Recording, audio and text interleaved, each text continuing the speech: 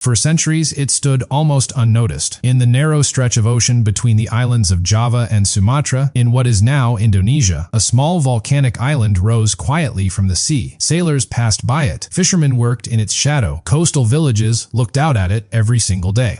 Its name was Krakatoa. At first glance, there was nothing extraordinary about it. A rugged, green-covered island surrounded by calm waters. Birds nested along its cliffs. Waves broke gently along its shores. To the people living nearby, it was simply part of the landscape, familiar, constant, and seemingly harmless. But beneath that calm surface, something far more powerful was waiting. Krakatoa was not just an island. It was part of a volcanic system, sitting directly on one of the most active geological zones on Earth. Deep below the ocean floor, massive tectonic plates were constantly moving. The Indo-Australian plate was slowly sliding beneath the Eurasian plate, a process that built enormous pressure over time. This wasn't something people could see. There were no visible cracks splitting the land, no constant eruptions warning of danger. Instead, the energy built silently, hidden miles beneath the surface, where heat and pressure were slowly shaping the future of the island. And for years, nothing happened. Life continued as normal. Villages along the coast thrived on fishing and trade. Ships traveled through the Sunda Strait, one of the busiest maritime routes in the region.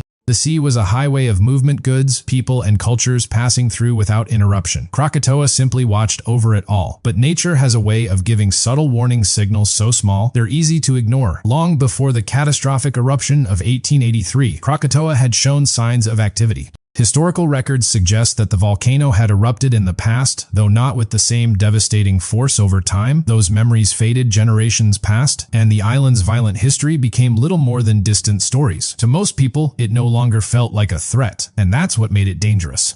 Because the true risk wasn't what people could see, it was what they couldn't. Deep underground, molten rock magma was slowly rising. As it moved upward, it carried heat, gas, and pressure with it. But Krakatoa's unique position in the ocean added another layer to the danger. Seawater seeped into cracks in the Earth's crust, reaching areas of intense heat. When water meets magma, it doesn't just evaporate, it expands violently, turning into steam with explosive force. This created a ticking time bomb beneath the island. But in early 1883, no one knew just how close it was to detonating. The first real signs came quietly. In May of that year, sailors navigating the Sunda Strait began noticing something unusual. A thin column of ash rising from Krakatoa's peak. At first, it didn't seem alarming. Volcanic regions often release small amounts of ash or gas. It was easy to dismiss. But then came the sounds. Low, distant rumblings echoed across the water. Some described it as thunder. Even on clear days, others thought it might be cannon fire from far-off ships. The truth was far more unsettling. Krakatoa was waking up. As days passed, the activity increased. Ash clouds grew thicker, rising higher into the sky. The once blue horizon began to blur behind a haze of gray. Sunlight dimmed slightly as particles spread through the air. For nearby communities, the changes were impossible to ignore.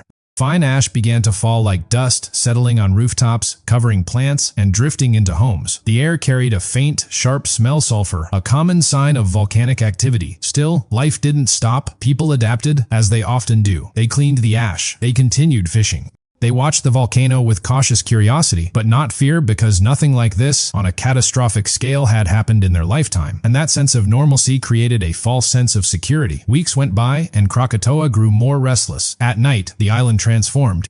Flashes of red light flickered from its peak, illuminating the sky in brief, unsettling bursts. From a distance, it looked almost beautiful, like silent lightning trapped inside a mountain. But beauty can be deceptive. Each flash, each rumble, each cloud of ash was a sign of pressure building beneath the surface. Magma was rising faster now, pushing against layers of rock that had held for centuries, and the ocean surrounding the island was no longer calm. Ships reported strange waves, sudden shifts in water movement, and patches of boiling sea near the volcano. These weren't ordinary ocean patterns. They were signs of intense heat and energy just below the surface. Still, there was no clear understanding of what was coming. In 1883, the science of volcanology was still developing. There were no modern monitoring systems, no seismic sensors, no satellite images tracking changes in real time. People relied on what they could see and what they could hear, and what they saw didn't yet seem catastrophic. But what they heard was growing louder. The explosions, once faint and distant, became sharper.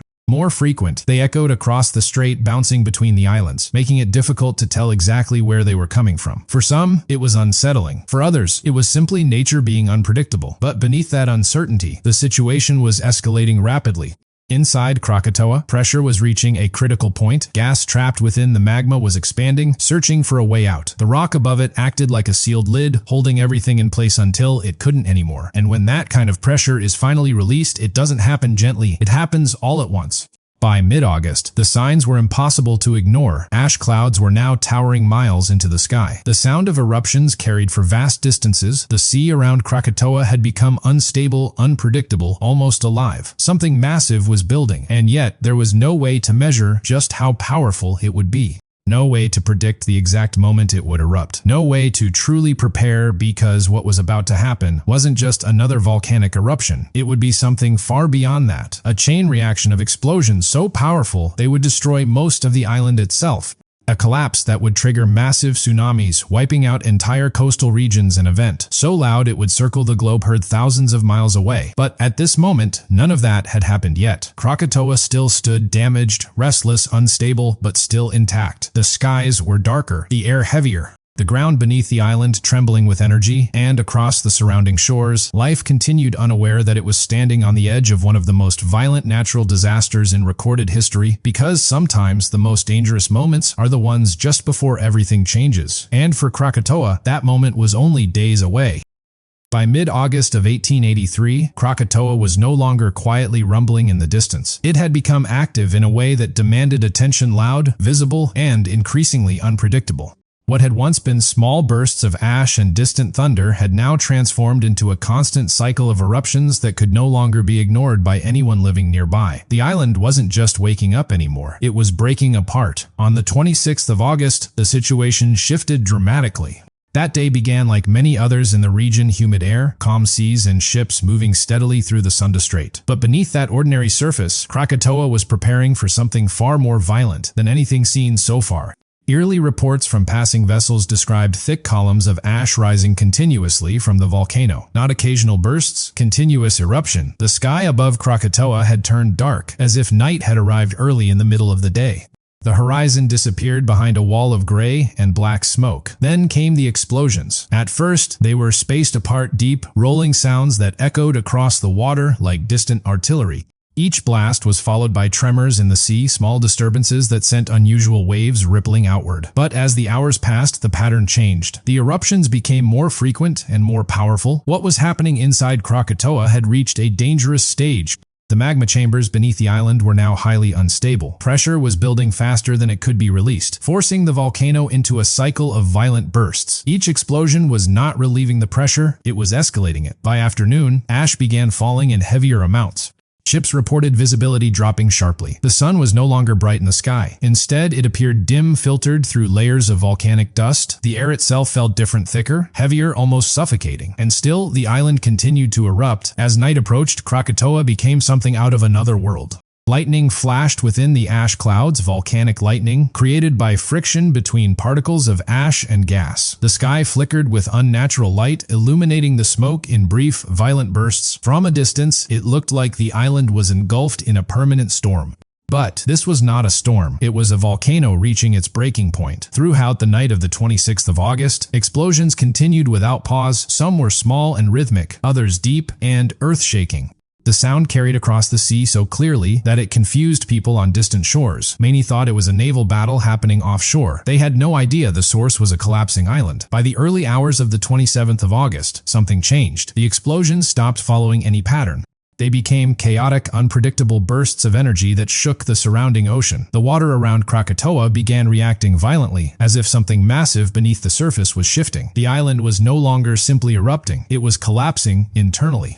Deep underground, the structural support holding the volcano together was failing. Magma chambers had emptied in places while others remained pressurized. This imbalance created extreme instability, like removing key supports from inside a giant structure, and nature does not tolerate imbalance for long. Just before dawn, a series of massive explosions began. These were not ordinary eruptions. These were the breaking points. Each blast was stronger than the last, shaking the surrounding islands and sending shock waves through the sea. The sound was so intense that it traveled thousands of miles across the ocean, reaching places far beyond Indonesia. In some locations, people would later describe it as a sound like distant cannon fire or massive doors slamming in the sky. But what they were hearing was something far more destructive. The volcano was tearing itself apart. As the final hours of the 27th of August unfolded, Krakatoa entered its most violent phase. Enormous columns of ash and rock shot into the sky. Lightning lit up the darkness repeatedly, creating a surreal, almost apocalyptic scene over the Sunda Strait. The sea below became increasingly agitated, waves growing larger and more unpredictable. Then came the collapse. Part of the volcano's structure gave way, dropping massive sections of the island into the magma chamber below. When this happened, seawater rushed into the newly formed gaps. And when seawater meets superheated magma in large quantities, the result is catastrophic instant steam expansion, explosive pressure release, a chain reaction of detonations. What followed was no longer a simple eruption, it was a volcanic explosion of unimaginable scale. The island didn't just erupt, it disintegrated. Entire sections of Krakatoa were blown apart in a series of violent blasts that reshaped the surrounding landscape in minutes. The sound was so powerful it would later be measured as one of the loudest natural events ever recorded on Earth. But the destruction was only beginning. As the volcano collapsed into itself, it displaced an enormous volume of water in the surrounding sea. That displacement triggered something even more devastating. Tsunami's walls of water began forming almost instantly, spreading outward in every direction from the explosion site. These waves were not ordinary. They were massive, fast-moving forces carrying the full energy of the collapse. They moved across the coastline with unstoppable speed, and everything in their path had almost no time to react.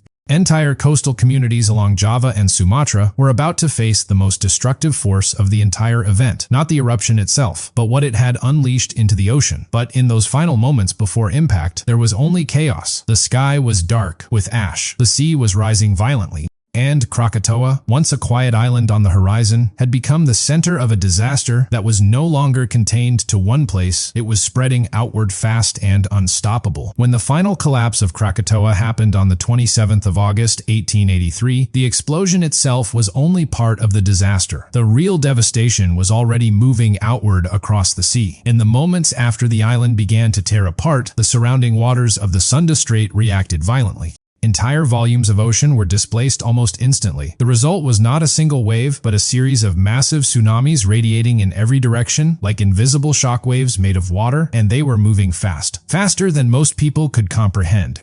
In coastal villages along western Java and southern Sumatra, life was still continuing under a sky darkened by ash. People had been hearing distant explosions for hours, but there was no clear understanding of what was happening offshore. Some thought the worst had already passed. Others believed the eruptions were still far away, contained to the volcano itself. They were wrong. Far out at sea, the first tsunami waves began forming as enormous walls of water. In open ocean, these waves weren't always dramatic in appearance, but as they approached shallow coastal waters, everything changed. The energy compressed upward, the sea began to rise and rise again. By the time the waves reached land, they had transformed into towering forces of destruction. In some areas, they exceeded 30 meters in height, higher than a 10-story building. There was almost no warning, no time to escape, no time to react.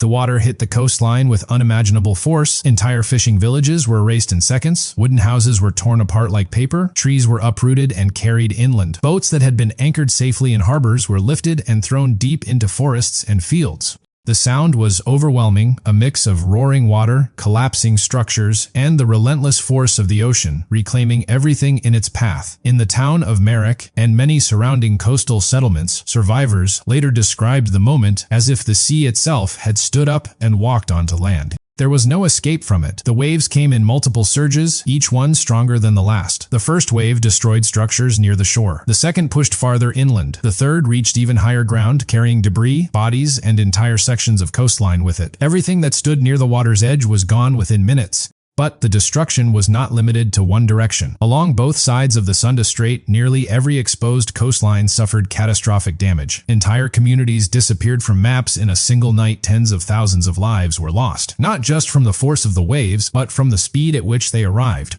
There was no organized evacuation system, no warning network, only the sound of the ocean growing louder. And then silence followed by impact. In some areas, survivors reported seeing the sea suddenly retreat before the waves arrived. Fish flopped on exposed seabeds. Boats tilted unnaturally as the water pulled away from shore. For a brief moment, it seemed as if the ocean was withdrawing, but that withdrawal was not safety. It was preparation, a final gathering of energy before the return. And when the water came back, it came back with devastating force.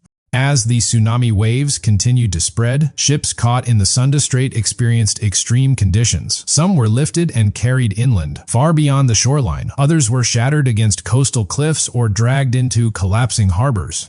Even vessels far from land were affected by violent surges and shock waves moving through the ocean. Meanwhile, Krakatoa itself continued to erupt even after the main collapse. The volcano was not finished. Explosions still echoed across the region, though they were now secondary to the destruction already in motion. The island had been torn apart, with much of its mass either collapsed into the sea or completely destroyed. What remained was unstable, fragmented, and still violently active.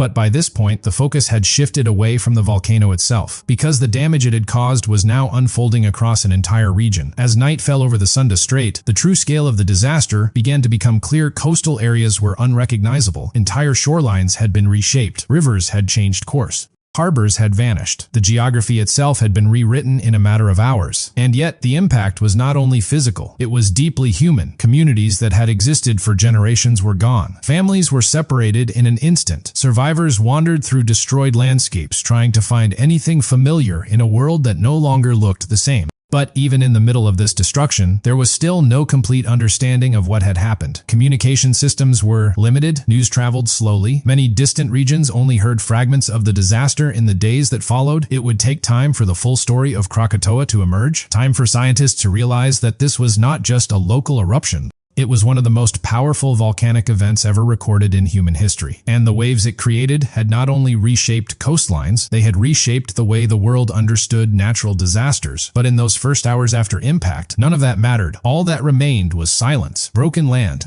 and the long, uncertain beginning of survival in a world that had just been permanently changed.